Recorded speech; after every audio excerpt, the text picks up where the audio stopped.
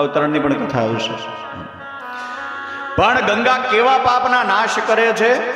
તો અજાણતા થયા હોય, અજ્ઞાનથી થયા હોય, જાણી જોઈને જો પાપ કરવામાં ન આવ્યા હોય, જાણી જોઈને કરવામાં આવ્યા હોય ને તો એની બીજી દશા છે. પણ અજાણતા અને અજ્ઞાનથી પાપ થયા હોય એ પાપનો નાશ ગંગાજી કરે.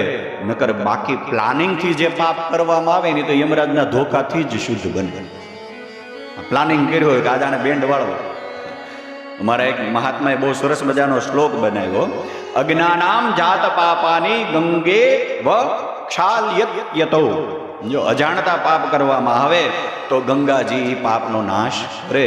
પણ બાકી પ્લાનિંગથી કર્યું હોય તો આયોજન કૃતજ્ઞાની જ્ઞાન કલ્પે યમદંડ કે. જો જાણી જોઈને પાપ કરવામાં આવે, પ્લાનિંગથી પાપ કરવામાં આવે તો યમરાજાનો એક ધોકો પડે ને ત્યારે ખબર